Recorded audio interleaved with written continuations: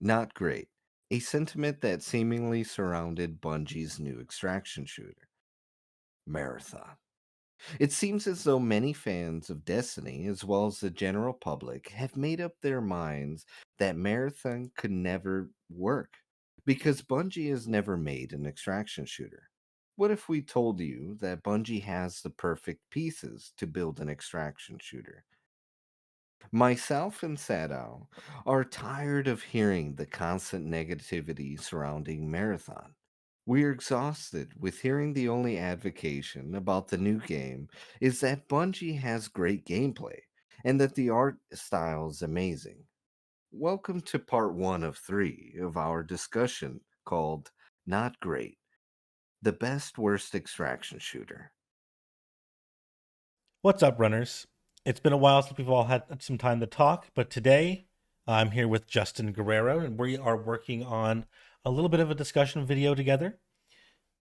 Now, if you don't know who I am a longtime shooter player, former Overwatch player, and current extraction shooter player who's making videos about Marathon, and I'm excited about Marathon to come out. So I've decided to work with Justin today. We had some talks and some conversations and had a lot of fun the last couple of weeks preparing this for you guys. Justin, why don't you go ahead and introduce yourself to everybody? Hi, you beautiful people. My name is Justin Guerrero. You might have heard me. Listen, Sado knows some beautiful people. Maybe Jake the All Right and Bon. These lovely how would you say extraction shooter marathon extravagant, how would you describe them? Amazing creators. And I have done some voice acting for them in a couple of their videos. I did a audio play with Jake the All Right. It was a lot of fun. It's called Born on Board. Give Check it out. I know this is sad out. Listen, check out all his videos first, okay? And then you go over to Jake's. Check out my Born on Board series. And then I also worked with Bon on the lore video that he has done. That was asked across, reacted to. Just to, put that out there. I know it's pretty big in the Bungie, verse. Anyway, so yeah, no, I did some voice acting work. I did the voice for Durandal, for Bond. So yes, I'm a voice actor, and I seen Sadow's content, and I had to work with him. I says, you know what? Listen, we're not gonna do voice acting, but I wanna give you and work with you in a way that I haven't worked, with anyone in this space before.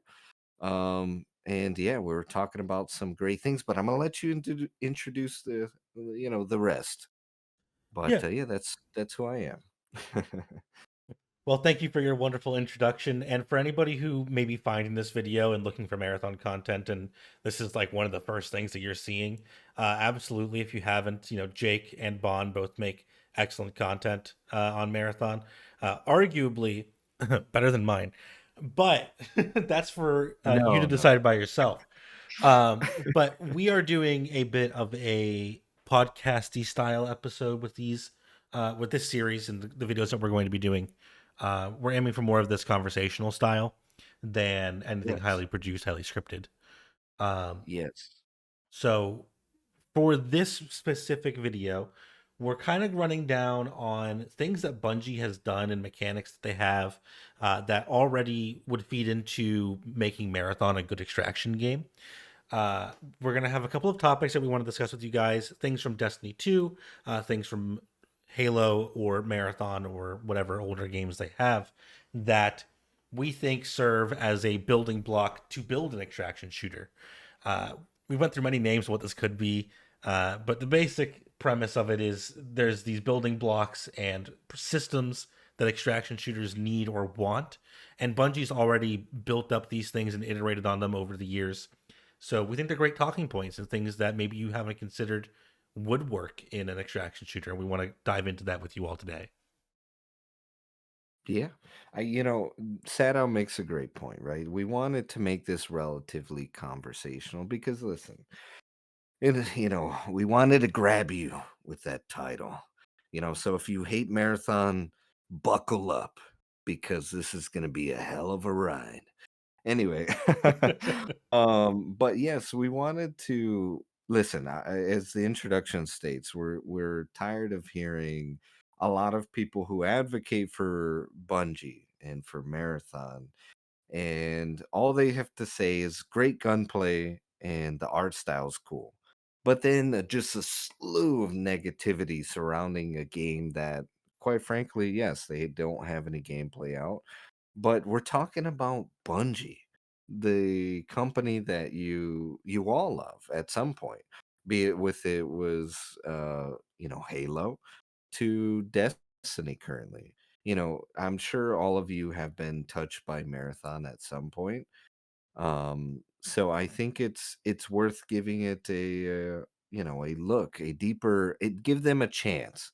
And me and as Sad I was saying, we've talked about this, very in depth, and we know that Bungie has put in a lot of the systems that work for an extraction shooter. And we're gonna lay it out for you. Okay. You might be asking at least, one of the things that I didn't discuss a little bit about myself. I have a love for extraction shooters. More of a battle royale player. Unfortunately, I'm not on PC. Okay. Listen, Sado, he makes fun of me all the time. All right. He says, man, come along to PC. What are you doing? But, I'm a lovely console player, okay, but I've watched a ton of extraction shooters and have a genuine love for the genre, and, yeah, we're gonna lay out some facts for you guys here, and again, we wanted to make it more conversational, just so, it feels, calming and tempo because I know a lot of you are coming out there with some red hot tempers, you know what I mean? Listen, you're like, "Destiny, they're losing all the attention." Anyway, I digress. Sato, I leave it to you. Yeah, I think there's going to be a lot of people who, have their opinions that the game should have been single player, or they wanted a single player experience, or they wanted a different genre. And anybody who is here and has that feeling, you're justified. You're allowed to have that opinion. I'm not going to argue with you that it wouldn't have been good as a single player game, or it wouldn't have uh, been exciting if they just redid like the Halo formula or something. However, Bungie's not one to repeat what they've done in the past. They are always trying to innovate and bring things forward. From Marathon, adding story into a single player game, into Halo, make revolutionizing multiplayer on a console, to Destiny being an MMO FPS. A lot of these things are the same, but they're far more developed and different than what came before. And I think this is going to be a similar trend. Um, as we go into Marathon, that these things are going to continue evolving. And this is just one further step on Bungie's path to making really good shooters. And I know there's going to be a lot of topics that we discussed today, but one of the things that I kind of want to establish at the start is I lost it. I don't remember what I was going to say. It's gone.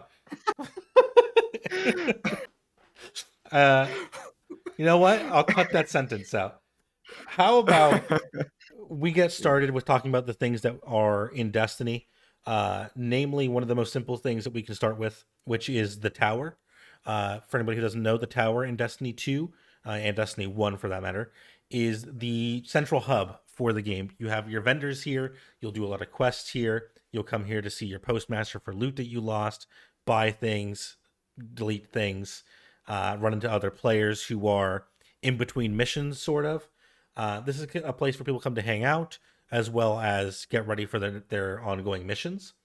The tower in Destiny, I think, serves a great purpose as this hub world, and most extraction shooters don't have a hub. We discussed the cycle does have a hub, but this could be something similar to uh, the cycle's main hub or Tarkov's hideout, but be multiplayer, right? So I think this is a great place to jump off. What do you think about the tower as like a extraction shooter piece? Yeah, this was the first focal point that I noticed when Marathon, they announced, and I had sorry, I had talked with several of my friends, and they were talking to me about, I don't know if, how would you say, marathon could be an extraction shooter from Bungie, and I'm one of the first aspects that I even advocated with them was that the tower is, I think, a great example of, again, there's always a hideout for these extraction shooters, right? You mentioned the cycle, and that's one of the things that you and I've, deeply discussed, is that it's very similar, right? You have these bounties, you have the vault, essentially. You don't, it's not like your own personal space, but at least it's like, again, it's this hub that you're interacting with other players and all this stuff. So this is the first thing that I noticed, and I think it fits perfectly for, like, for example, marathon. I mean, you're supposed to start off on the equanimity. I mean, just take a moment, viewers, to picture we're going through we're we're on the equanimity for marathon. You open the game and that's where you start, right? You stare out, you see Tau City in the marathon in the background, just hanging in space. Maybe there's like a large window that you could see. And if you seen any of the Tark, no, sorry, not Tarkov's hub, the Cycles hub, you could see kind of like they had something very similar, and that's what I could picture for, how would you say, for Marathon. So in terms of, like, Destiny, it's like they already have this system implemented.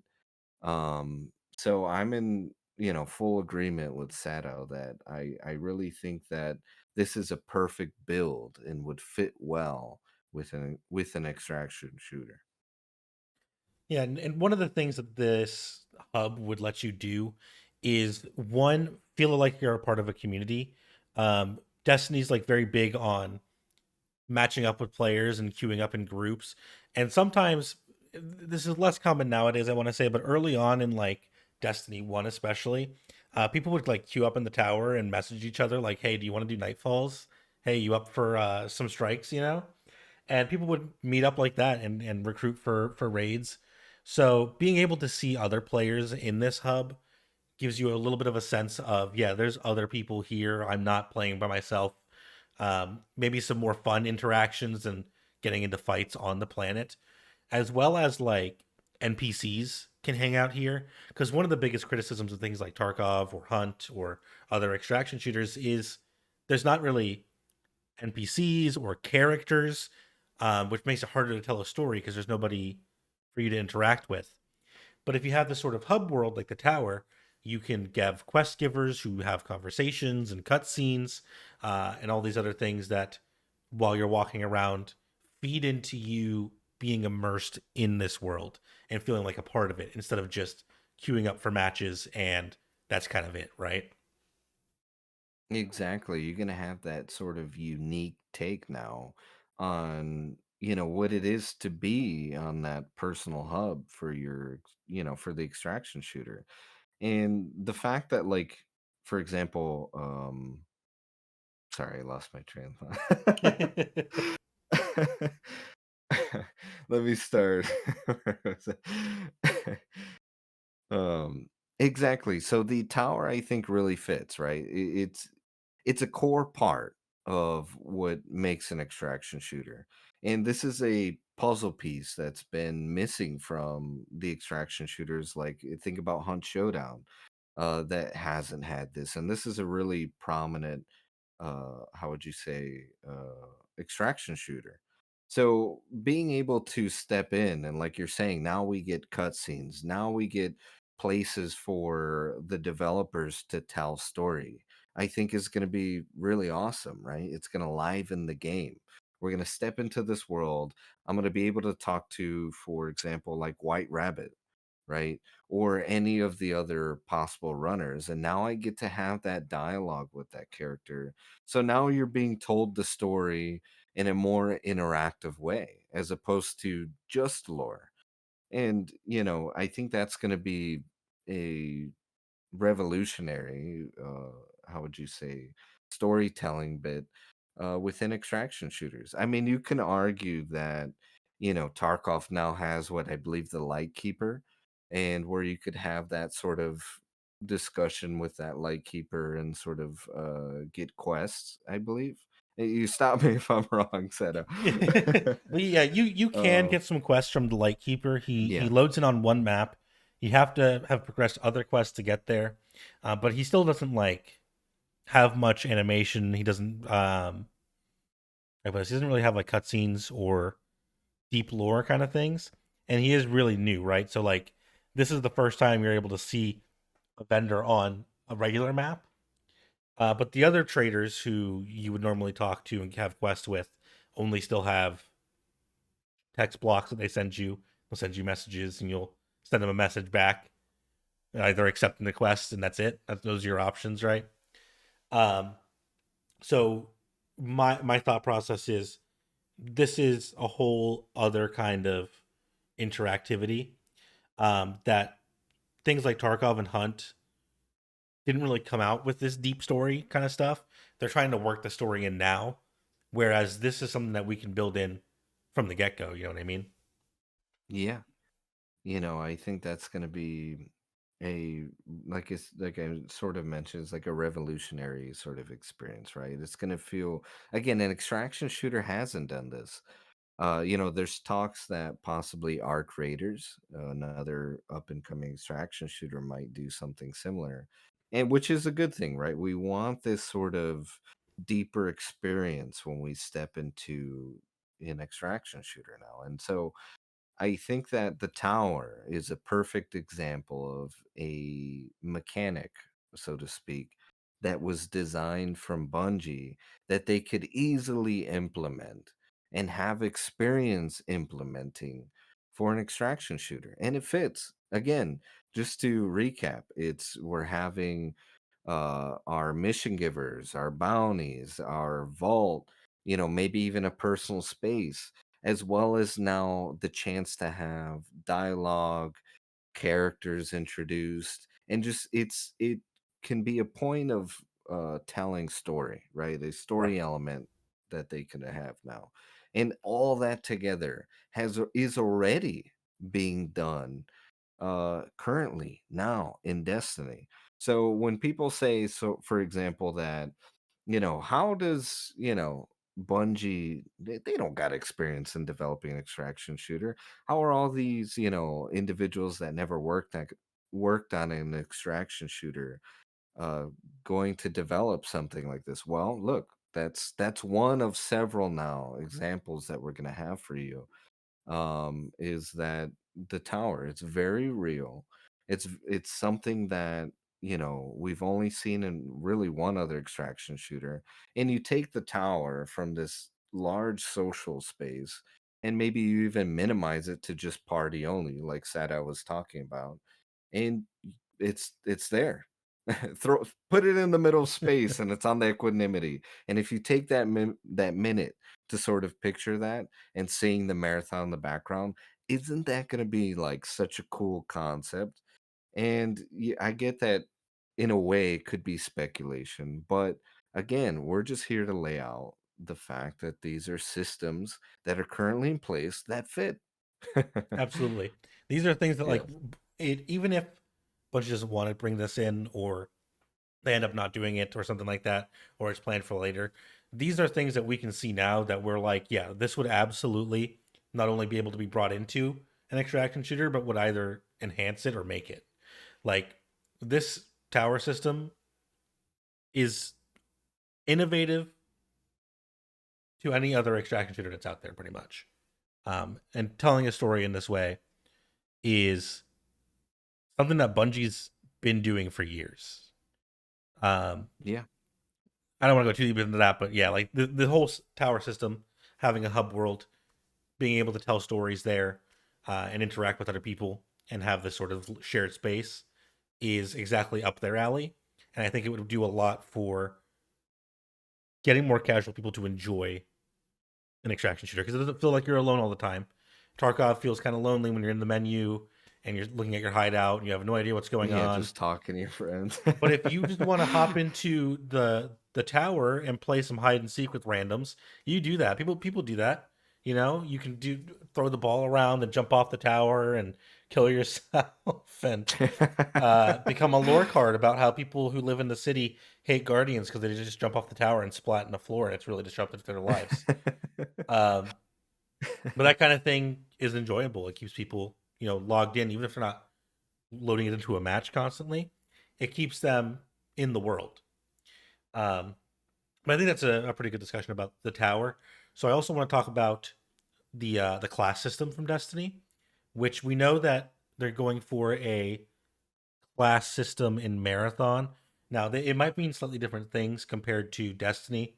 Um, the class system in Marathon seems to be a little bit closer to something like Battlefield classes, where it's a baseline for your utility, versus Destiny, where we have all these abilities that are like throwing black holes and throwing ice and fire and stuff like that. We're not going that deep into it, but the subclass system is already a step into they've done classes and kept the identity of being able to customize your character already. So a lot of people think that when they show thief and stealth, and whenever we see other characters, that they're going to be, oh, I have to play that character because it's the class, it's the thief class. That's what they look like. But when they announced Destiny, we had the hunter and the warlock, and people were like, oh, I bet I can change how that looks, and you could. We're still going to be hopefully keeping that forward. But one of the main things about this whole class system is every class has access to the same elements, and a lot of them have access to the same grenades or the same ability, like invisibility. Everybody can access it. Everybody can access weaken or a damage buff or healing. But every class has their own proficiency in that said thing. For example, if you're looking at the solar class, the solar subclass on Warlock versus Titans in Destiny 2, Warlocks have a lot more access to healing, and Titans have a lot more access to fire explosions, but they can cross over and they can cross specialize, and Titans can heal and Warlocks can explode, but they have their own affinity for each thing, and you're able to switch between them and obviously play Titan, play Warlock. You can get off and get on the other one and do whatever you want. But this kind of utility of having these tools not be exclusive but instead specialized in classes, I think would be something that Marathon would be able to leverage as well, where maybe Thief and Smoke, or it's not Smoke, sorry, Thief and Stealth have the availability of both being able to use smoke bombs or be able to use invisibility in some way, but Stealth is better at turning invis or has more access to it, and Thief has more access to something else, right? So that's kind of like my baseline premise on this. I don't know if that gave you anything to say, Justin. you, Yeah, yeah, no, one of the things that listen, when they first announced the possibility of hero classes, right? Everybody's freaking out. How could you? I'm so angry. It's going to be a hero shooter. yep. And at first I was like a little bit like everybody else. I was like upset, I kind of was heated. And then I took a moment and I was like, "Wait a minute. Like, first off, it could be just a bad descriptor word, right? And two, I'm like, Bungie has Destiny, and Destiny has a class system. Like they already have it. Okay. Titan, Warlock, and what's the other? Sorry, I'm blanking on Hunters. here. A hunter. I wanted to say rogue, and I was like, "What in the world?" I was like, "Shadow, save me." But, they already have these classes and nobody's freaking out about that. But then you could say, "Well, it's because an extraction shooter has never done this." Well, there's a current extraction shooter by the name of Delta Force. And they actually have implemented a class system in that game currently. Right, you have different operators from a medic to like a more uh assault class, and then a more supportive class. You're kind of you have a basis that an extraction shooter has done it. But now picture like it done even better. And I say better because just imagine how well these Titans play with this perspective of the this cooperative sort of gameplay. Now just imagine obviously tweaking and adjustments to these characters like a Titan that is more fit for a hardcore or near to a hardcore shooter. Like, I'm sure that these, how would you say, abilities are gonna play really well. For example, they have, now Invis. We've already seen Bungie sort of design Invis, in Halo. Like we see these sort of aspects and how they sort of played in multiplayer. And hopefully that could have you assume how it's going to play for an extraction shooter. Of course, give them grace that these sort of mechanics are going to be tweaked, right? You're not going to have, you know, a character hitting prismatic that Yeah. throwing the prismatic grenade at you, and then now you're stuck into like what that electrical vortex or getting frozen. Like I can't imagine they would do something so bold in that way, but they've done class systems. Again, the Titan and Warlock and the Hunter or have already been established. So why is it such a stretch for people that they believe that how have they done this? They never done that before. Now, granted, I'll give into the qualms that they haven't necessarily worked with hero systems for the multiplayer well, right? Because when you're playing, Destiny 2, and I'm going against a hunter and I'm getting, struck by a diamond lance and then proceed to get, brutally murdered by an exotic weapon, I could see how that doesn't play well and that doesn't fit for an extraction shooter. But again, let's give them grace and see how they already have these class defining systems and abilities for these characters. And now we could, and again, we're taking you on a journey. We just need you to close your eyes and visualize for a moment. Yeah, and So, I, I was gonna go say ahead. I think you're on point with the Destiny summary of like, yeah, going into PvP in Destiny is a bit of a mess. Their abilities are very strong, very overtuned if you brought them into something like an extraction shooter. And I think that is based on, Destiny is a very different game from even where it is now from where it started, where it's more about the power fantasy of being a limit breaker. You're out here to kill gods, and mortals stand no chance against you. So your powers are kind of blown out of proportion, and the game is a very, very ability based. And that's to its detriment sometimes. I personally have fallen off a lot of PvP because of the ability spam and how strong a lot of these debuffs are. But that's not to I agree. say that on premise, being able to uh, flashbang somebody's bad, or the ability to double jump is game breaking, right? It's just the degree Yeah. of which these are turned up to, and that can be toned back, I think, especially if it's Yeah. built from the ground up. They're at a full 10, and I think that it's going to take us giving them some grace and understanding that these sort of abilities are going to be tweaked. I mean, even Joe Ziegler himself said, we're constantly tweaking these abilities. For example, the Invis guy is pretty OP, he was saying. And, like I'm sure that they're gonna balance it's a balancing act anyway. So and I'm sure they're gonna balance these characters. But again, this is just us sort of putting out there for you, all of you Destiny fans, all of you how would you say just people that are in doubt possibly for Bungie and understanding, man, how are they going to develop an extraction shooter? Well, we're telling you, they already have a class system. You shouldn't be sort of too afraid that this is out of their wheelhouse. These are elements that they have plenty years of experience. And you could try and argue that it's not old Bungie, right? It's not the Bungie of old from Halo, Well, this new Bungie that has been developing Destiny 2, there's a lot of you fans out there that are enjoying Destiny 2. And yes, it has its ups and downs. And like we're discussing, the PvP isn't really, you know what I mean? It's the most, how would you say, tip top shape.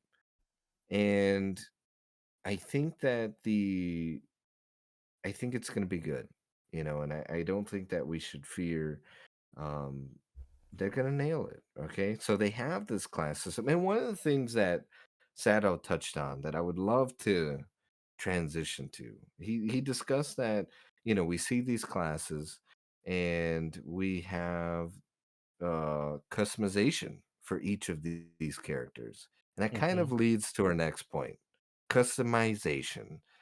Bungie has done this through each of the class systems, right? You have several faces you can choose from on your base Titan or your Hunter or your Warlock, as well as armor pieces, right? We can swap in and out all these different exotic armors from legs to chest to arms.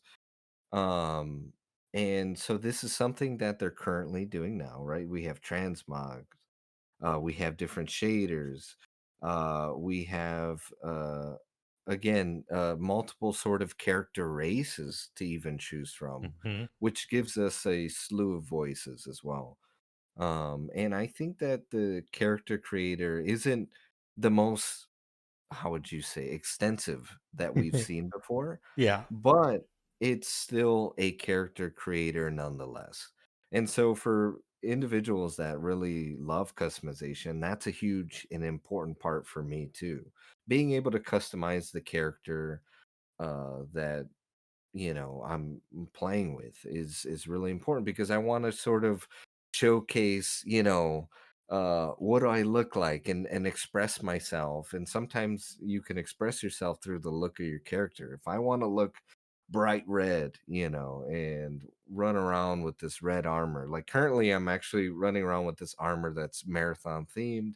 It's this very bright blue and green, and if I want to do that, I should be able to. And Bungie is knocks it out of the park with that, right? And I know everybody was sort of afraid at the aspect that, oh no, now they're going to have a class system, and now we're sort of locked to character faces. It's going to be Apex, where I just can throw on a skin in the body. And I want to, again, let's calm down. Remember that they have these systems in place for, a character creator. I do want to pass it off to Sato. How do you feel about the design and this mechanic that's already there? Yeah, they've taken a lot of steps to even increase the amount of customization in Destiny over the last couple of years. They added transmog later in life. They've increased how much you can do transmog per season because for some reason it's limited per time, but don't worry about that. I don't know why. But the character creator got more options. We're constantly getting new shaders, constantly getting new armor. Um, I'm sure that I'm not alone in saying the Destiny 2 character creator is not the most robust thing ever. Um, it definitely could use some more work, some more options, especially if we're going to be going into marathon and you're going to be able to see your character's face in game. I would love to see a lot more options on that. And we already know we're making like the biomata are like customizable, right? They're AI robots that you're controlling that you get created like on the spot. So being able to customize them only makes sense in my opinion. Um, and they seem committed to doing character customization. They've said that it's going to be there. They put it in the tags on Steam. They want you to be able to customize your character. I hope that they're able to continue bringing forward all these options for armor and things like that, being able to change out your legs and your chest and things like that. And I hope that the shader system is more robust than Destiny. Destiny's got a lot of you have to wear this subset of colors. I would love to see more of a customizable color scheme of being able to do. Maybe you have like 4 or 5 primary, secondary, tertiary colors for an armor piece, and you can kind of individually tune those if it's not Yeah, fully being able to draw on the armor. I think almost that like system would be Reach. good. Yeah, Yeah. absolutely. And like they've done, obviously Reach and earlier Halos as well had a lot of customization. I would like to see a shift back towards that more than what Destiny's currently doing. Because a lot of the Destiny stuff is based on they are making these loot items that you have to go and get from certain places. And part of the incentive is you want to run that activity, get the armor. I would prefer if we're going into this extraction shooter kind of system, if we're going to separate the cosmetics that you're wearing from the gameplay. So when I talk about this, like Tarkov has, if you're wearing armor, you take different amount of damage, right, from different things, and it'll block bullets or it won't block certain bullets, yada yada yada. I prefer a much more streamlined system of something like Hunt or other games where it's just whatever you look like. Your character has 100 HP and you take X amount of damage to the chest, and that's it. And if we can Yeah. keep it that way, then we can go crazy with the customization. Um, but one of the things that Bungie's always been really good at with customization in Destiny specifically is no matter really what you are able to do with your chest piece and your helmets and your legs, you always have this sort of style that defines each class. So it's very rare that you end up in a situation where you're looking at another player and you don't know what class they're on, even if they're going for the craziest, most off the wall looking armor set. You can be like, you know what, with that way they stand and the silhouette that they have, you're able to tell that is this character type and that character type. So even if we're moving into the class system where it's like, yeah, it's gonna suck running into a thief if I don't know that that's a thief. They're really good at keeping the sort of silhouette and the shape of the character so that you can kind of tell at a glance who's what and what they're capable of. That's a good point. Yeah, because when you're looking at a hunter, he's got the cloak, right? Hmm. And the Titan, right? Normally he's this, beef boy, crayon eater, and and the warlock, he's the one wearing the dress.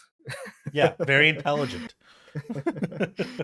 um, so I think that's a fantastic point. Is they design recognizable silhouettes to a certain degree, with this at the same time allowing us to customize and make these characters look a particular way. And again, so these are things that is current, right? It's happening right now. You Yep. could download Destiny 2 right now and you could see these aspects. If you even are questioning us, if you aren't a Destiny fan, I implore you to download it. Try out the game. Look at the systems that we're going to be talking about today. Maybe follow along. And you could see step by step a lot of the systems that play well. And one of the things that, that Sato also had touched on in the tower, we're going back to a lot of the detailing and important aspects of the tower. First being bounties and quests. This is huge, right? For an Hmm. extraction shooter. We're constantly, this is like essentially that's the story, it's the progression, it's the character progression. um it's what kind of keeps you going for an extraction shooter besides the loot. And it is bounties and quests. A lot of times, you're picking up a quest in Tarkov, and then you gotta, kill however many scavs, or I seen it very similar in let me think here, this extraction shooter. Uh Oh, in the cycle, they have something also very similar. Well, regardless if it's, collecting resources, or they're tasking you to kill a certain amount of characters, like enemy players or an alien that is on the planet. That is a system that is really important, and Bungie currently has that. Right, we have a bunch of vendors that have several bounties, and they have their own sort of rapid progression. Hmm. As well as, again, all of these individuals, I run to this character by the name of Zavala, and I could click on him and he'll give me a quest. and say, hey, and it progresses the story. Now I get dialogue. And to be honest, aside from the dialogue, we also get the how would you say? We get the lovely lore, the little lore tab Yeah. that we're able to read that gives us even more quests. But I do want to pass it off to Sato again and sort of, describe your thoughts on Destiny 2's quest system. Yeah, I think the system that we have in Destiny, things like your expansion quests will go through a single quest chain, and you can see how long it's going to be, and yada yada yada.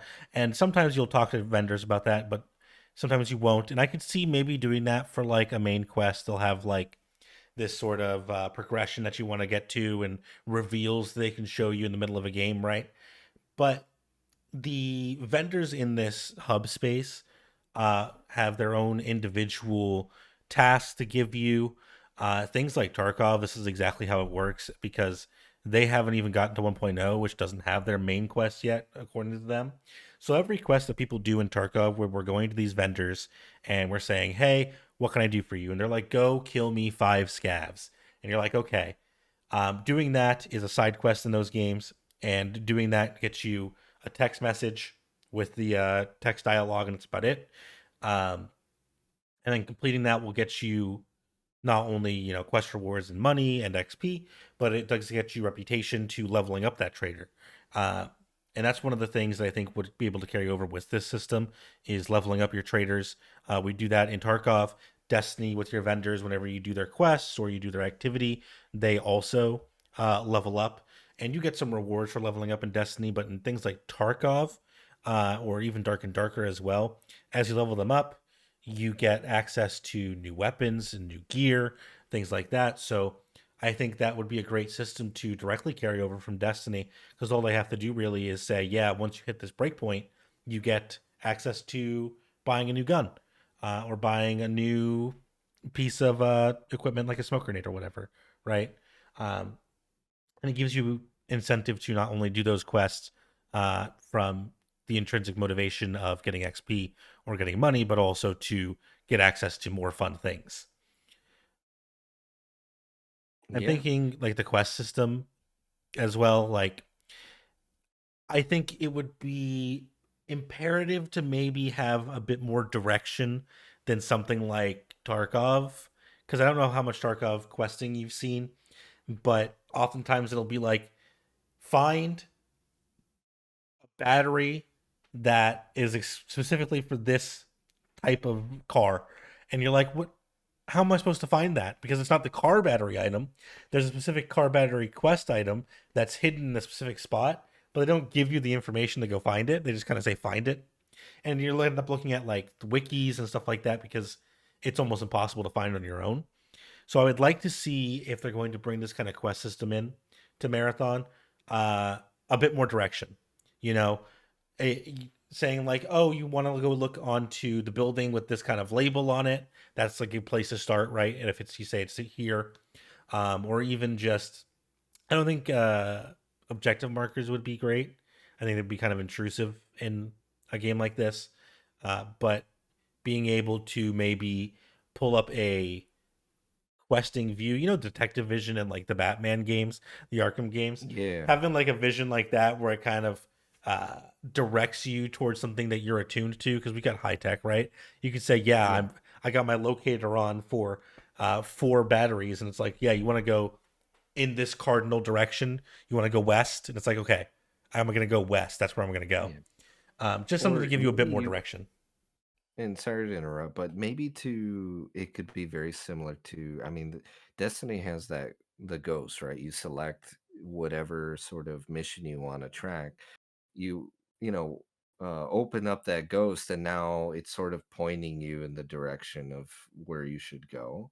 And maybe it could be more dialed down than than the perfect waypoints, Hmm. and just saying like an east location on Tau City's, station or something like that, right? They give like a sort of specific general area, right?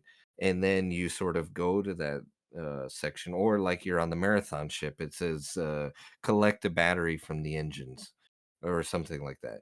And now you got to find the engine room or wherever you're going to sort of get to that particular, location. So I'm sure that in terms of like the questing, that's something that they can very much implement. I mean, you open the systems for the menu, and again, as I was mentioning, I could select several things that I want to track in terms of uh bounty, or not just bounties, but quests of what I want to do that day. Do I want to Mhm. do the new heresy quest, or do I want to, and I could see them again implementing a similar system in terms of the quests and stories and bounties that we have. And you talked about with a little bit more direction, I'm sure there will be, and I can imagine there still be that freedom of choice of when you get something done and what it affects, what rep. Because remember, we're also going to have the USEC, as well as we're going to have MIDA, uh, what is Traxxas. So we have all these different sort of factions. And I could imagine you talking to like a secret MIDA scientist or something on the side. And then you're talking to the runner, White Rabbit or Brill or Patch. These are all in the lore, and check out Jake's video. I'm not just putting out names here. So maybe you're talking to these people, or you're talking to a USEC, military rep or something like, and I could imagine each one of them, you get this particular gun if you complete this mission for White Rabbit. It's a sniper. USEC gives you this certain helmet and USEC armor piece, right? I could see how that could very much be implemented in something like, or I could see kind of the questing system being similar to DMZ. I don't know if you've ever played DMZ, but they have, again, where you select several quests and you hit your select button, and it does give you the general location of where it could be. Like if they would send you out on resource collection or another bounty or something like that. And that's kind of the system that they had in place. And again, we see this in Destiny. They have something very similar, and I could just imagine that. And again, just close those eyes and just imagine for that moment. And it's not too crazy to think that they could develop something like that because they already have. Absolutely. And one other thing I think, really quickly before I move on to the next point here, I don't know if you've been aware of this, but for anybody who doesn't know, your ghost in Destiny 2, when you pull him out and he's looking at you, uh, if you are near a interactable lore object or certain secret things, he will turn around and stare at that item. And if you're trying to find like a hidden door sometimes, that's how you find it. You pull out your ghost and he looks around and he's staring at one specific spot. You're like, oh boy, there's something over there. So there are these diegetic ways of finding quests, right? Where like Yeah, maybe you've got a little thing that pops up and you might not even know it's pointing you at the quest, but that's what it does, right? So I think it'd be fun for exactly. like even being able to discover that. But you mentioned resources while talking about this quest system and all that stuff. So I do want to talk about resources in general, because we have a bona fide economy in extraction shooters where Destiny doesn't really have a full player market, or you're not really selling things to traders, right? They're just giving you a bunch of things and you're accumulating things. Um, Yeah, but if you're going to be buying and selling in an extraction shooter, currencies are very important. And one of the things that Destiny is amazing at is, boy, do you have so many currencies, they don't all fit in your inventory. Um, we've got converters and conversions of cores to shards to prisms to your enhancement cores to your glimmer to your legendary shards. But I digress. Even from the start, going down to patrol spaces and picking up world items like I don't know, spin foil, or helium coils in the moon have been a core part of playing Destiny, using them to upgrade guns or gear or trading them for regular glimmer for money. Um, there's always been this whole weird economy going on in Destiny, and I think they can tool that to an economy in Marathon. What do you think? Yeah, no, you mentioned a good thing is like resource collection is really important to extraction shooters. If you're not an extraction shooter fan, let me tell you, it's important. Normally, for example, in Tarkov, you're collecting things like that have higher value. For example, you'll find a was that GPU, Mm-hmm. or you could find other smaller things like Dr. Lupo's beans. Yep, you can you find know, that. or something or something along those lines where you can or I remember in DMZ you're collecting like batteries and you could find tape and photographs and all these other or toothpaste, right? You could find all these different resources and you give them to any particular vendor. Sometimes they'll ask for them, and it's just a part of the looting experience. And Destiny, again, they have this plethora of like consumables that I have no clue even where all of them go. But currently, for example, in the current season of Destiny, I believe it's Heresy, you go into a location, I believe it's the Dreadnought, and you're collecting sigils shards, and that's a current season. And I believe you collect these sigils shards, and you deposit them, and they're like you can use them for buffs when you're entering the Dreadnought. And so, again, this is a system that they have in place where you're utilizing these sort of resources and you're collecting them and you're going through and you're having to use them for certain objectives. And again, now I could imagine that this will be tweaked more proper for an extraction shooter. But this core system that is important to an extraction shooter, it's there. It's something that they utilize. All it needs is a little loving. and it'll be just like any other extraction shooter. So, that's something that's really cool. And then currencies, that is an important part to an extraction shooter, and they're already utilizing a glimmer system, and then they have silver, and then they have bright dust. They're already balancing these different uh how would you say these different money systems. Now just imagine those things built into an economy where that sigil shard that I pick up, now I could sell it and it sells for 10 glimmer, per thing that I collect. And maybe it's an easy resource to collect and I could pick up 300, and they're used for a bounty that I go, or sorry, a quest that I go to somebody in the equanimity and I talk to them and they looking for that resource. Now I go to the marketplace with my glimmer and I buy the sigil shard. Like that's something that again we see in Tarkov. They have like USD and then they have the ruble.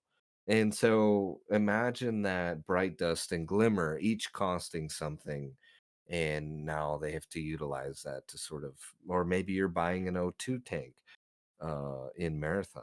And so these systems are really important to an extraction shooter. And again, we see this in Destiny. If you don't believe us, download it. Again, I really urge you listeners out there, uh, play this video in the background and go through all the systems, everything that we're listing, write it down. And you're going to see there is already an implementation of these systems that are important to, again, extraction shooters.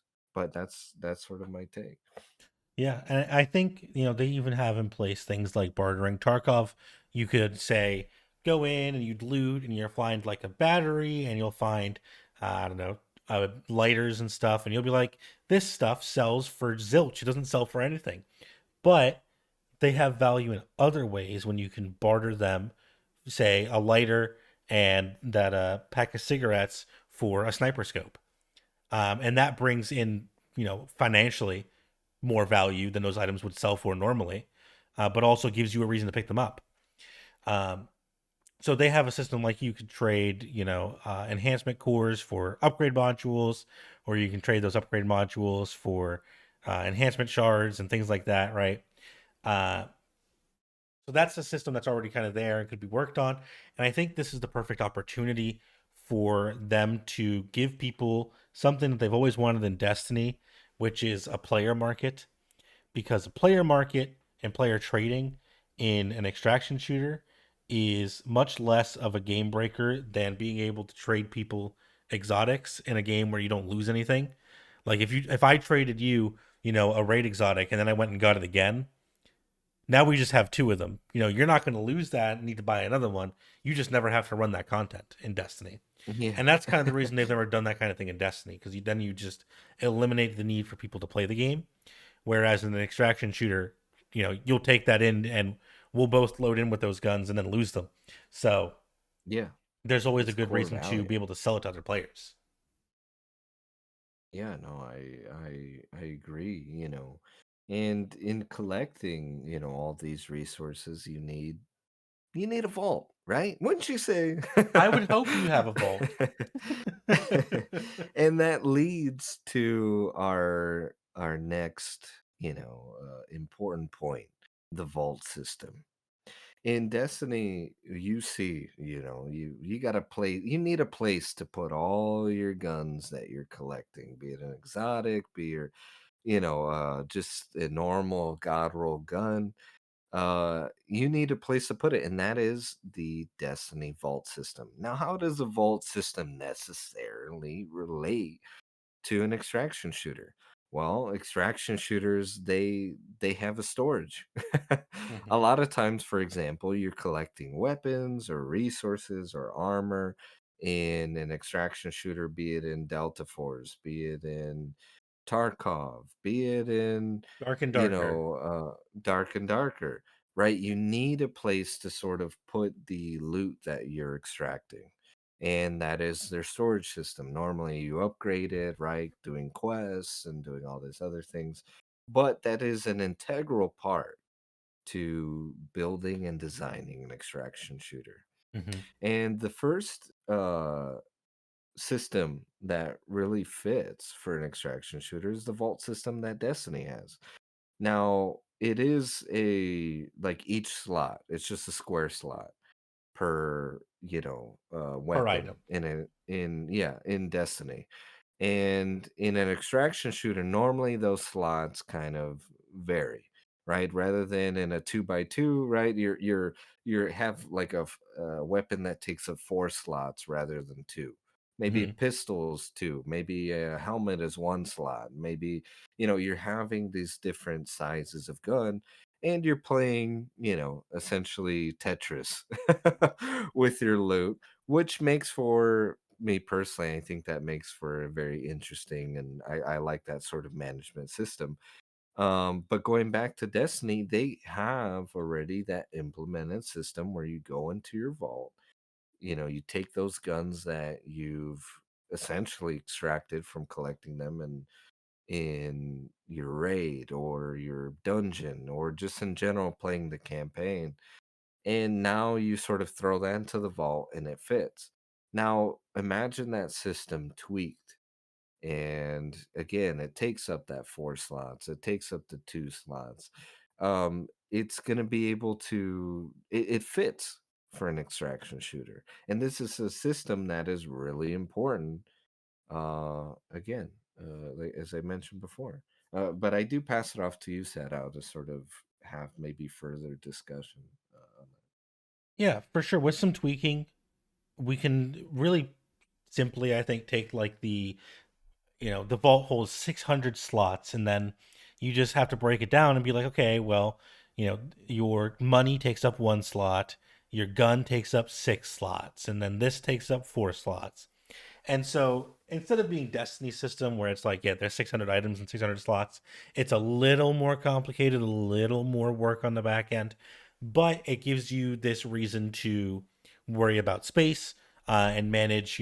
I want to pick up this thing because it sells really well, but that means I can't take these quest items.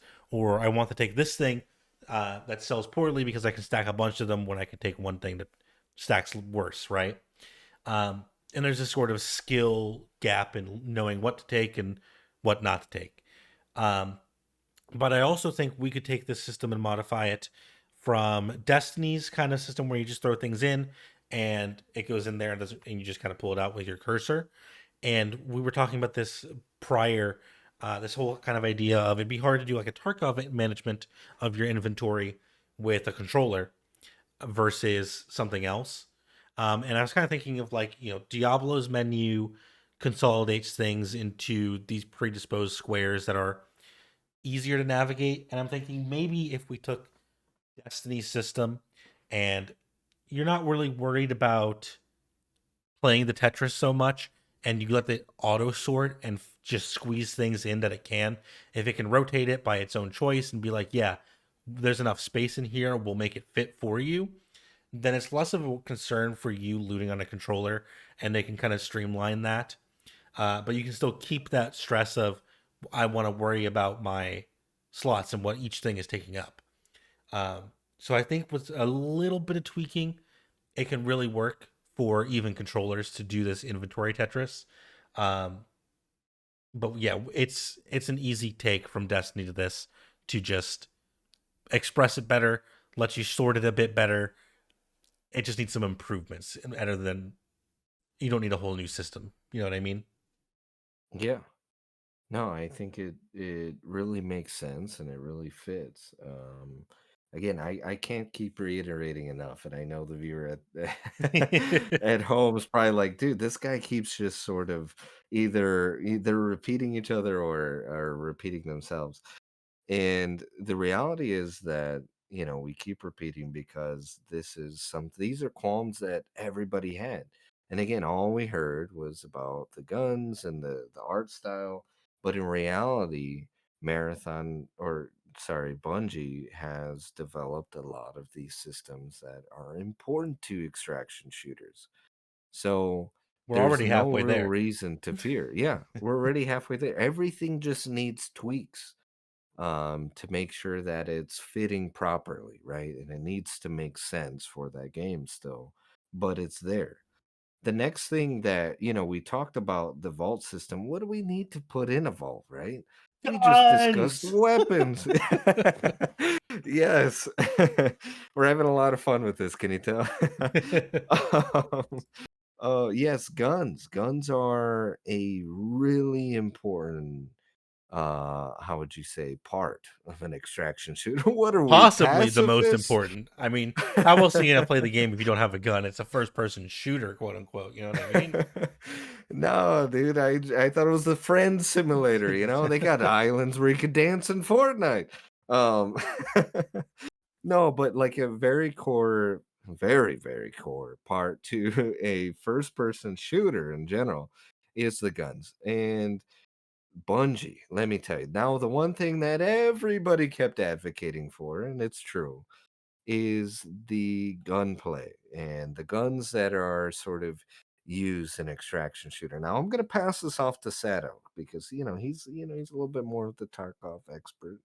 But guns are important to Tarkov, right? From attachments to there's good guns, bad guns, guns that are fair, Guns that are and broken. one thing that guns that are broken, which Destiny. Now listen, they have great guns, they have very interesting guns, but definitely they'll need tweaks. Hmm. Similar to the class system, it needs to be toned down. Now, you can't be running around with a Quicksilver, you know what I mean? Shooting a guy while it's simultaneously shooting like micro rockets at you. Yeah, and then switches to a Or grenade launcher with infinite grenades, right? Yeah. Or maybe an AR that's healing you while simultaneously destroying the next guy. Like, there needs to be, I think, obviously, with an extraction shooter, how would you say, or linear fusion rifle that's destroying somebody. You need to have that balance. You need weapon attachments. You need gun bodies that maybe sometimes have variation. Maybe you don't have to have exactly that. Um, but you need guns and attachments and different classes of gun. Bungie has obviously several classes from DMRs to snipers to SMGs, to, and the list goes on. Um, so they already have experience designing different gun classes, which kind of goes without saying. But goes with saying. It is important for these extraction shooters, the variation of guns that you pick up and the different styles that they have, as well as even guns that maybe aren't exotics but are really important guns that not every player is going to have, except the big boys. But Yeah. I'm going to pass this off to Sato because he's our weapon expert. Weapon expert, sorry. Yeah, and one of the things about an extraction shooter versus a game like Destiny, Destiny PvP has to be balanced a certain way because if one weapon or one exotic is better than everything else, then the entire game skews around that because there's no reason not to run that thing. Whereas in a game like an extraction shooter, you can put a price tag on each individual thing. So typically in extraction shooters, we see this progression of there are weapons that are bad and there are weapons that are really good. And the really good weapons are really expensive weapons, and the really bad weapons are really cheap weapons. Now, depending on the game that you're playing, these cheap weapons can still compete with the expensive weapons. And the question comes down to either how good you are or how well you plan, um, or that the good weapons are more convenient in some way. My best example for this is Tarkov cheap weapons are typically semi-automatic, um, have poor customization, poor zoom options, things like that. And the expensive weapons are typically either one carrying better ammo, usually on average, or full auto. That's like one of the big differentiators in price is being able to shoot fully automatic versus semi-automatic. So there is this much more granular balancing that can happen where maybe somebody can have Quicksilver Storm if Quicksilver Storm costs $1.2 billion and and you lose it when you die and it's going to take you forever to get it back again, right? It could exist at that point. Um, that's kind of what we're trying to work around is the economy plays into your gun balancing versus something like Destiny where we have this clear differential between some weapons are better than others, like scout rifles and sidearms are less flexible than a hand cannon. Or a sniper rifle is definitely better than an auto rifle at doing damage. And we have obviously heavies, as well as the differences between exotics and legendaries versus lower rarity items. So we have these whole systems in place that we can kind of convert to an extraction shooter. And we're not going to say, we have legendary weapons and rare weapons, but it's going to be more of your legendary tier weapons, these weapons that are special in some way, are expensive or you can only find them in game. So something like 1000 Voices, which is an exotic fusion rifle in Destiny, an exotic heavy weapon that is kind of broken, but you don't really see it a lot because it's heavy, so you don't have the ammo for it sometimes, or you're losing the opportunity of running something with more uptime. In an extraction shooter, if we put 1K into that game, if you're just selling it for the same price as a pistol, no one's ever going to run anything else. But if it's only something that you can find in game, but you get one guaranteed kill out of it pretty much, it's a lot more balanced of, well, this is fun. I found the fun gun. I'm going to get my fun kill, and then I can't use it again because it's gone. So there's the opportunity for these powerful things to be in the game, but we have the whole premise of leveling up the power without the restriction of having to play in Destiny sandbox where it's unfair for someone to be able to one shot you with Dead Man's Tail because they have to use a weapon that's the same tier but just worse. You know what I mean? I think that's very long, convoluted explanation of how we could take that Destiny's weapon system and still bring it over into an extraction shooter. Yeah, no, I wouldn't say I say it's informative. I think that that this is what we're setting out to do, right? Is to really, send out this advocation for Bungie, and again, calming the qualms that people have. And weapons is something that is really important, and that's something that Bungie does really well. They just need to make sure they are managing that properly for an extraction shooter, you know? Yeah, and I think they've always been really good at making weapons that are unique. They're interesting to play with. So even if it's a gun that's not amazing, somebody will enjoy it because they like what it gives them. Does that make sense? Yeah, makes plenty of sense. No. Following up on that, I think one of the core things that we're most excited for, and I think a lot of people should be more excited for, is our next topic here, which is the lore or the plot, right? Depending on how you want to look at it. Yeah. You I'm know, not a lore aficionado, personally. I don't know much about Marathon lore. I know some Destiny lore, but the way they tell it, they're the masters of telling it in game. You probably know more about lore than me, so you should probably start off with this one. yeah, yeah. So, yeah, get ready. We're gonna add an extra 2 hours to this. Where do we start? Marathon one. So it was between the Mars and they're taking the moon demos. No. Yes, Marathon is the lore is gonna be important, right? But for any extraction shooter, lore is huge. It's how you sort of essentially tell a story. Listen, I know those of you that have been playing Tarkov, you just point the gun, you shoot, you take the gun, you bring it back, and rinse repeat. I collect the thing because they tell me to collect the thing. No, there's a story behind being a PMC and the scavs and the different sort of factions, and this is going to be really important and a core value to Marathon itself. And this is something that we know uh, Bungie does super fantastically. I mean, my goodness gracious, we have, hours upon hours of video breakdowns from Jake and Bond and, even Hidden Xperia, Mandalore, and the list goes on of the people who sort of broken down the lore and story of the original Marathon games. And, Bungie has always told lore in a wonderful way. I mean, think of the ARG that, is really what how I found Jake was seeing this lore video that he put out and really just gravitating towards the story that Bungie was telling.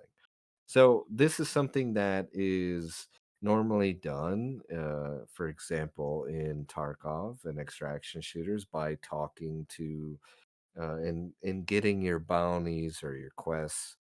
Um, so this is something that's not necessarily new for an extraction shooter. And, I think Bungie's going to do it the best. When you talk to, I mentioned earlier, I gave an example. You take a mission from Zavala, and then not only does he give you dialogue, but you get a whole like page of just more exposition on the mission that he's giving you. And so now you're gonna have that. Now picture this with me again. I hope your eyes are still closed the whole way through.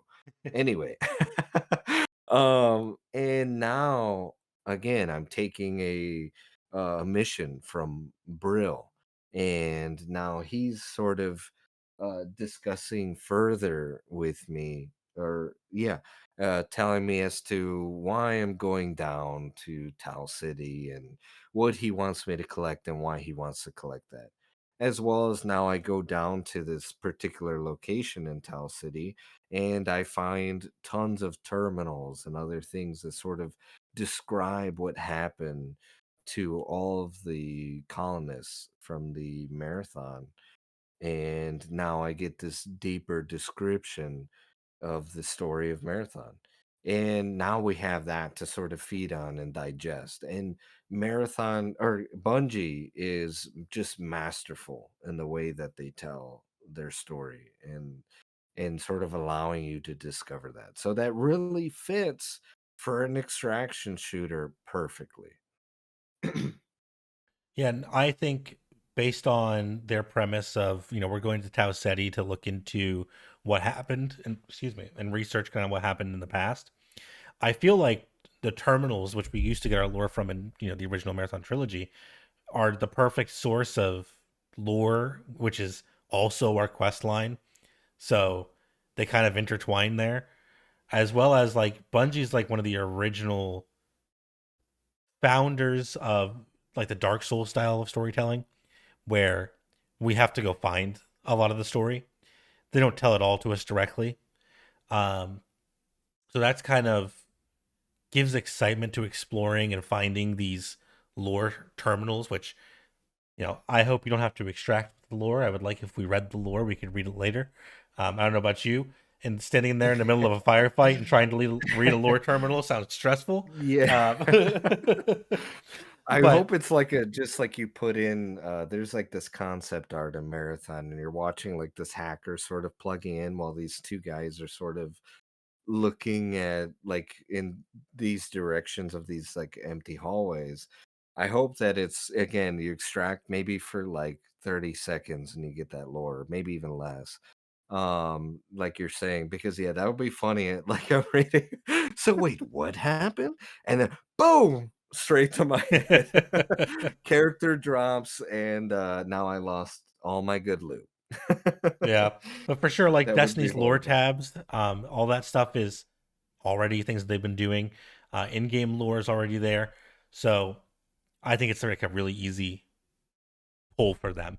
They've been telling stories basically the way extraction shooters do since 2014. Yeah.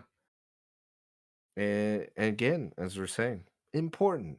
You know what else is important, Seto? Something that nobody has talked about. All right, we've looked to the end of the earth. We've traveled far and wide looking for the positivity of Marathon. And one thing that Bungie always does that some reason people just never talk about, how it's going to be so spectacular. So you know, beautiful. I almost want to cry saying it. Enemy types. Enemy types. Enemy AI. Ads. Whatever you want to call them. Bosses. Like, oh my goodness. Again, I gotta calm myself. Yeah, probably Is like the the voice acting second. working? Yeah, it's probably like the second most important thing after the weapons you're shooting. Right, is the enemies you're shooting the weapons with. Um, Exactly. What am I killing? but this is one of the Enemy things types. that I don't even sure how where like you are how deep this rabbit hole goes of Bungie's enemy AI. Everybody knows, the Destiny enemies will juke your shots and they'll try and trap you with grenades and stuff, but everyone knows about the Halo grunts screaming and running away when you kill the big Yeah. guys.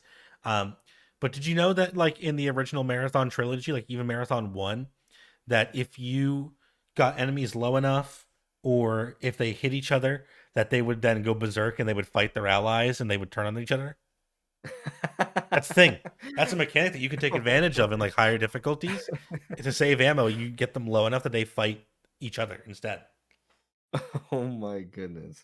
Well, like that's such a unique, aspect and like nobody thinks about that. Listen, when you're playing again, enemy types are not just important and integral for first person shooters, but they are an important part for an extraction shooter. It's not just PvP. PvE is the E's pretty, it's capitalized. You know what I mean? It's Yeah. really big. Because, if not, the world just feels empty. Oftentimes, in Tarkov, one thing that I've never seen from any extraction shooter, I mean, you can argue for Hunt Showdown and still you could kind of argue for Dark and Darker. They have these very interesting enemy types and enemy systems. But when you really look at it in Hunt Showdown, they're a lot of times they're just the normal zombies, very simple ways to kill them.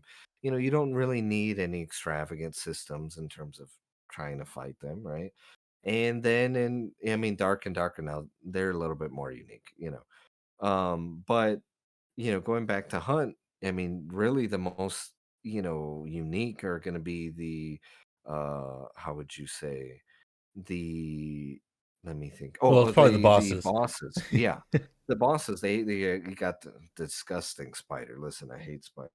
Anyway, you have that spider, you got like the butcher guy. Like you just have so many different, like a plethora of villains that you fight there. And that is some of the most fun that you have in terms of PvE in that particular extraction shooter. And in Tarkov, you have the cultists and you have, the scavs. But let me tell you, like even in DMZ, you have, excuse me, you have jugs, you have certain boss types that you could hunt down if you want. But, like, there hasn't been, when you're fighting these enemies, it doesn't seem too interesting in some of the fights, right? You're not getting the interaction of a grunt saying, "Oh, shoot, you shot Right. my friend," you know? Or, like, that might be a horrible, rendition of a I of a give it a 10 out of grunt. 10. That was perfect. But you're having these characters interact, or the grunt that is upset you killed his friend, he whips out, two plasma grenades, and now he's trying to suicide you, right? Or in the original Marathon, you get these enemies low, right? They're fighting each other, as sad I was describing. You don't really have that in a lot of these extraction shooters. And now freaking, or sorry, Bungie does it extremely well. They've always done it well, from the brutes to the elites to, in Halo, to again, even in the original Marathon, you have all this variation of of enemy types, from hunters to the four. You've so many different variations of four. You have those drones, and you have, like, I the list goes on for interesting enemies that you're fighting. They normally, the animations too is an important part to an extraction shooter that you don't really get from Tarkov. Like when you're No. fighting an enemy, or DMZ, or Delta Force for that matter, right? They're these very stiff animations. And, the only sort of animation that's a little less stiff is you shoot the guy in the unique way that they fall down. Right. Or in Tarkov, you shoot a guy and then he goes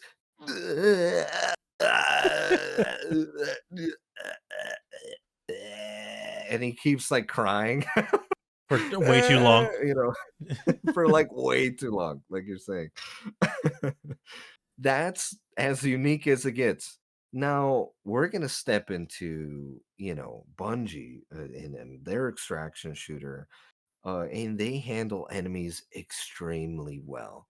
We hop into this. I'm going against, the Hive. I'm going against the Dread, and the Dread are, flinging me around with their strand or freezing me, you know, and so on and so forth. Like every Bungie game I've ever played, I'm having fun with the enemy types that I'm fighting.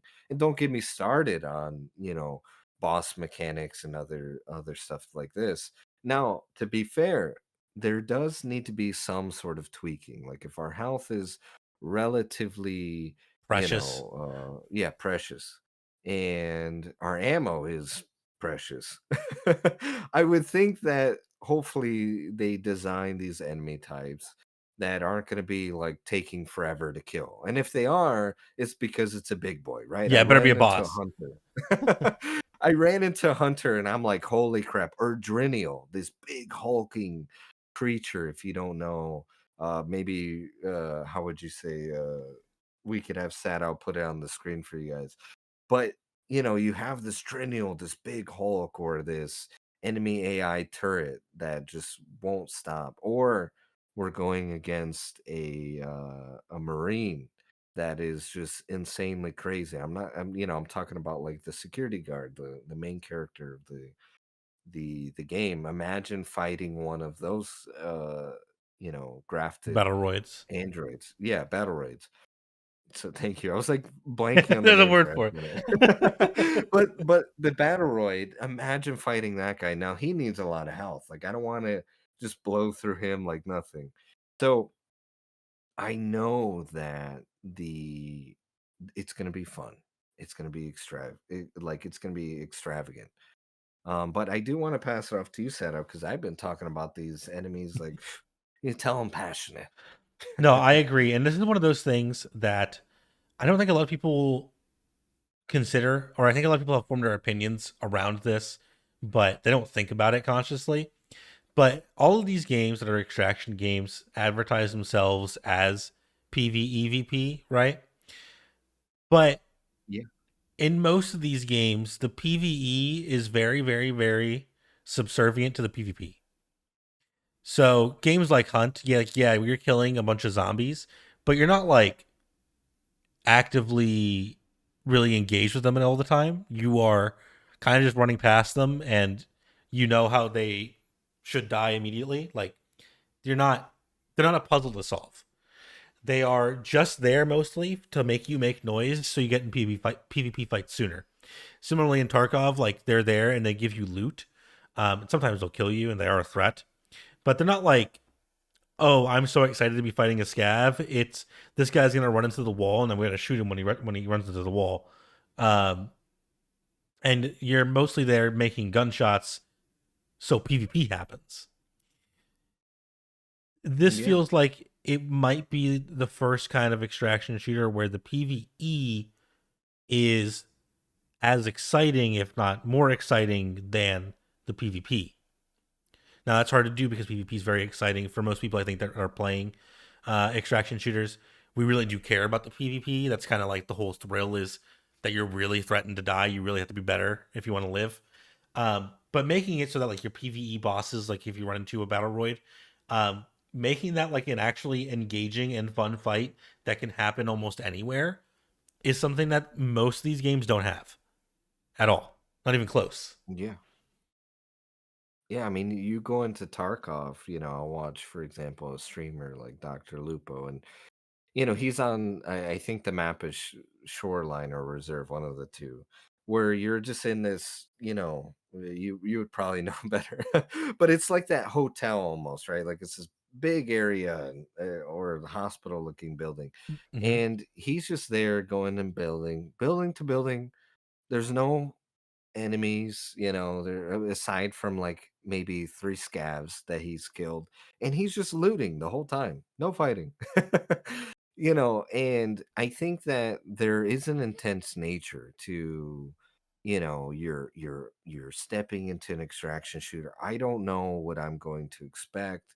I don't know what I'm going to run into, but you know, um, I hope to God I don't run into people, but come on, like to an extent, just looting and not fighting any enemies is like it kind of boring. And I was watching that, and I was like, I was like, oh, okay, this is maybe I'll come back. There wasn't like anything really happening, and I think you need those moments, but now just imagine that you're not getting really any PvP. Maybe you killed like one team, but you're fighting in a ton of PvE battles and it's intense and it's fun. Like I could just imagine those fights and how engaging that's going to be for us. As opposed to that's just never been done with an extraction shooter. Now I can say like the game that seems interesting is Arc Raiders with their enemy AI, but we'll see, right? But what I do know is I do know Bungie, and I know that they create these absolutely just interesting enemy types, and I know we're gonna have a lot of fun. If you don't like PvP and you're running into PvE, I could almost guarantee that it's going to be a wonderful experience, and you're gonna have fun. You're gonna be engaged, and so again, hopefully that's a balancing act. And with these lovely enemies comes the realm of which we're fighting these enemies, right? You go down, I'm entering in Tarkov or DMZ, and I'm going through, woods in Tarkov, or I'm going on Al Mazrah in DMZ, or I'm going in Hunt Showdown. The important part is running into these enemies and the play space of which you're interacting. Now, you could be asking, like, hey, Bungie, can you do this? Well, let me tell you, Destiny already does that. You go down in Destiny, you go to Neomuna, you go to the moon, you go to all these other different sort of planet location, the Dreadnought, and you're going to run into patrol zones, as they're called in the game, and you're going to be fighting such unique bosses as we were discussing, all these unique enemy types, and you're afraid of running into these enemies because again, that means this insane amount of fighting. Do you want to take that fight? Can you try and avoid them? And if you're taking that fight, is somebody going to roll up behind you? That's an important part. And Destiny already does this with a lot of their zones that you go to and you travel on their destinations. And they even go as far as having secret like rooms, the lost sectors. Again, I talked about Neomuna. Neomuna has this one particular room you go in. It's almost like this arcade location, and then you take a portal and it takes you to the hive mind, not hive, The VexNet. the Vex net. And you're fighting all these Vex, and now it's these interesting secrets. Now, again, I hope your eyes are still closed. I keep saying that for all these. But when you're entering in and you're imagining this, now just imagine these lost sectors or these zones much, much larger. And there are all these wonderful secrets of lore items that we discussed, interesting villains that you're fighting, unique weapons, or important resources in these lost sectors, in these sections. Imagine these dungeon areas or dungeon-esque areas and how unique it could be. Maybe there's a mechanic, right? We gotta, you know, solve this particular puzzle that's similar to a dungeon and goes to the deep, where you're having to shoot these particular symbols in order to sort of fight the boss, right? Now imagine these mechanics playing into this particular extraction shooter. It's going to fit. It's going to fit well, and this is something that again Bungie's doing currently. Go to Destiny right now. But what is your take on the patrol zones in Destiny, and how do you feel that this relates or it's going to work for Marathon? Yeah, I feel like straight up, if you went to like a Destiny patrol zone and just condensed it so that your long travel areas where they do their load zones, you just condense that so there's not the load zones. You load it all in at once. It's probably the size of a Tarkov or a Hunt map already, each one. And if they're able to already make spaces that large, then all we really need them to do is tweak it so that you're taking PvP fights there instead of just PvE, right? So you think about high ground and it's just a cheesy spot where someone's going to head glitch now.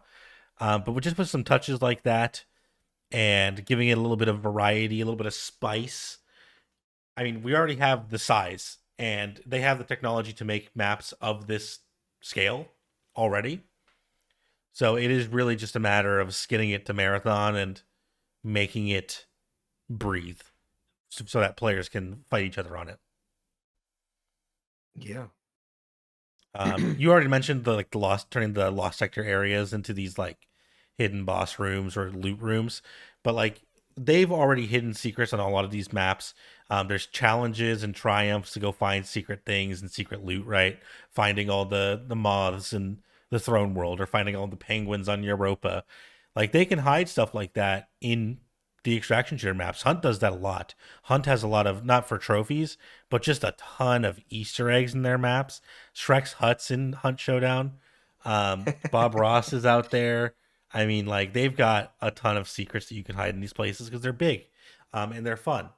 And I think the Destiny 2 patrol zones, if you go around and walk that on foot, you'll be like, you know what? Like, yeah, this could fit as an extraction shooter map. And we're already in the sci-fi. We're already in this deep space technology era. If you take some inspiration from that and obviously add some more mushrooms and some, excuse me, some four, you're halfway there. Yeah. I think that again, it's going to be super fantastic. I'm excited to see how Bungie can implement that. I'm excited. I'm happy to sort of bring this to everybody's attention. And the next thing that I really want to bring to everybody's attention is, another integral part, an important part to Tarkov, or, maybe not so much Delta Force, but at least if you're going to sort of make a hardcore system in these extraction shooters, you need some sort of management system, be it for thirst or hunger or something to replenish your speed for your character. And Marathon has this is more of leaked sort of material that was leaked when Marathon originally was announced by Tom Henderson.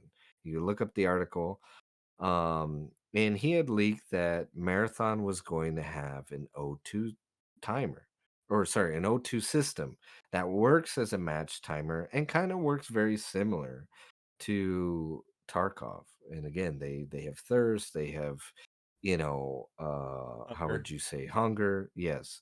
And what a cool way to sort of implement that system to Marathon. Now you could ask, like, for example, you're like, well, has Bungie really did something like this? Well, in the original Marathon, actually, and where the idea probably came from, in terms of not just the leak, but from them developing the game, was that Marathon had an oxygen system. You go in certain locations in Marathon and you needed to fill your O2 meter.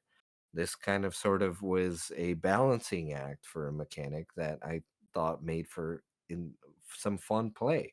But now what it sounds like what they might be utilizing for is a match timer on top of just a system that you have to manage.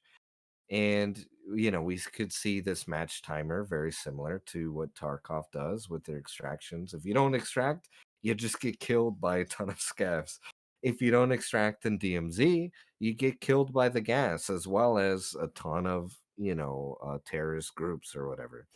And so this is, I think, an important part to any extraction shooter. And we've seen Bungie utilize this system before. I mean, you could even maybe go as far as like Destiny, where if you're exposed in certain locations like too much to the cold and you're not heating up in, I think, Warlord's Ruin, you can die.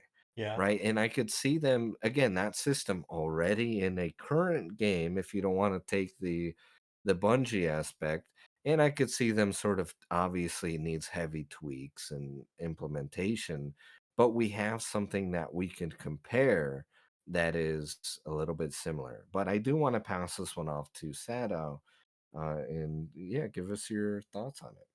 Yeah, this system, the whole auction system, can be kind of a complicated idea. And if you haven't played something like Tarkov, it might not make a lot of sense. But in Tarkov, just specifically, your hunger and thirst are like these meters that you have, and you have to think about them because you have to eat and drink, or you'll die of starvation and dehydration in your match. But they're kind of like timers on top of your timer, right? Because you said once you run out of match time, if you don't extract, you'll die to scavs, kind of quote unquote, as your death. And you won't make it to the end of that if you don't have some kind of food or water to drink on the way there, because typically your match timer is probably like 40-45 minutes, but you'll run out of hunger and thirst within like 20 minutes.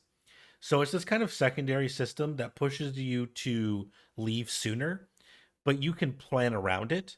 You can bring your own food in. You can prepare that way, or if you get lucky and you're looting, you might find food and water in raid, which means you can go and stay in the raid longer and push towards that longer timer, which gives you time to avoid people who are rushing, who didn't bring food, or things like that, as well as specifically in Tarkov, we have a lot of stimulants, things like painkillers or regeneration stims or anti bleeding stims that you can quick use. They're really fast to use. They heal you quickly, or they stop you from being slowed or stuff like that. But it eats into your hunger and or your thirst, which cuts down on how long you can be in a raid normally. So this could be a similar kind of thing where maybe there's things that we can use oxygen for that aren't just our timer. Maybe we could trade, 10% of our oxygen bar to open up an extract door, or we could spend that oxygen to, I don't know, get a speed boost on something. Like you're moving through a zero G section, right? This isn't something that I'm going to say is in the game, but for example, I'm not super creative. That's what I thought of. Um, but you could use that and spend your time to get something out of it. And then they also mentioned in that article that like you could loot or buy oxygen refills, and I think that would make sense, right? You'd be able to do that to go the full match timer, as well as something like getting injured in some way, having these kind of permanent injuries, which Tarkov has an injury system like fractures and bleeds and black limbs, which is like a broken arm kind of. You could have an injury system where if someone hits you and they hit like your oxygen tube or your oxygen tank, you leak oxygen faster, which means you have to start either bringing items to repair that or get ready to haul ass to an extract and get out of there before you run out of oxygen. And it's Yeah. this kind of dynamic of things you have to play around. And it's a whole nother system of uh, layered mechanics. And I think that's really a fun baseline. Obviously, the marathon system from the OG trilogy with the oxygen system is a very, very old system, but the base idea of having refill stations or having this meter to deal with that's not just your health is a great thing to build off of. You can spend it, you could refill it, you could uh, have it be a benefit, you could lose it faster as a punishment. It's a great system, theoretically, right? Who knows what else they might do Yeah. with it if they keep it? Obviously, this is something that they could have gotten rid of in the meantime, but I would love to see it as a way to make the game more interesting. Yeah, no, I agree. I could imagine, for example, you're finding the secret deep within maybe this location in Tau City. And the deeper you go, maybe it's like a basement level of this facility. And you keep going and going, and you know that there's some sort of maybe lore secret or insane loot or this boss, and you keep going further into this facility's basement or something. But every time you start realizing, oh man, I run out of oxygen by this point. So then now you and your squad need to sort of bring more and more oxygen, and you're able to explore deeper and deeper into that particular location, especially if you spawn farther, right? And that, I think, management system would make for a very interesting, or maybe you're going through a raid level, similar to Destiny, where it's all these secrets and stuff like on the marathon, and it takes a lot of time, and you need to make sure you have enough O2 for to sort of brave the adventure, you know. So I could see that really working there. But, those are all the systems that really fit for, how would you say, for an extraction shooter. I mean, let's recap, right? We Probably a good idea. have the D2, the tower, that they've done in Destiny 2. We have the class system that, again, these are all systems that Bungie has in place that are really important, that work well. Yep. customization, class system, bounties and quests, resource collection, vault system, weapon types, lore, and even enemy types. And we have patrol zones, and last but not least, the oxygen systems for essentially consumables. Um, so we have all of this plethora of experience that Bungie has, and it's not just old experience, it's current experience, it's current day employment of the individuals that are so talented to bring you Destiny 2. This experience that you guys absolutely love, and I love the fan base, and I love everybody that plays the game. And, I love the creators. I thank Bungie for creating something so unique, something that when they were designing it, everybody's probably thinking they're so crazy to jump into that. But they have a history of always shining through in developing, some fantastic things, of which I don't want to spoil because we want to save that for a second part. And I hope you guys have been enjoying our descriptors and our explanation of everything. And we really wanted to take that podcast approach, as Sada was saying, because we just wanted to sit down and just let our like sort of mind speak and not just hit you with just, oh, here, I'm just going to list the facts and that's it. It's like, no, we're going to describe it for you. We're going to sort of talk about it and break it down uh, to you, and in a more of a relaxed format. You could play this in the background, right? Yeah. You could show it to a friend. You could play Destiny while you're listening to this episode and really understand that, wow, like, what was I worried about? They have again the talent. They have not just the talent to design cool art and great gunplay. They have the talent to bring together and piece together an extraction shooter based off of all of the systems that are designed in this game. And I Absolutely. am, I want to thank Sato for allowing me to join him on his platform and reach out to you beautiful people out there and really advocate for marathon. I came to him with this idea. I didn't know if he was going to be all for it, but I was like, let's talk marathon. And we started just talking for, like, I think our first conversation was like 2 to 3 hours Absolutely. of just Easily. talking everything about this. And I was like, dude, I feel so crazy that there isn't a video out there talking about all these important systems. They talk about what could be, but let's talk about what is and what, Bungie's currently done and how that relates so perfectly for an extraction shooter. So again, we say that this is going to be the worst extraction shooter. No, this is going to be the worst best extraction shooter in everybody's eyes. It's the best because it's Bungie. It's the worst, well, because people are everybody It's the everywhere. worst So because it's an extraction shooter. yeah. So, I am thankful for diving into, this with the audience, with you, Sedao, and sort of allowing us to sort of discuss this. Now, we do have two other parts, such fun parts that we don't really want to, spoil. But this is part one of, again, not great, the best worst extraction shooter. And if you do want to follow me, I am Justin Guerrero. I'm a voice actor. You can find me in, I hope, the links in the descriptions. I don't. That's the Anyway, hope.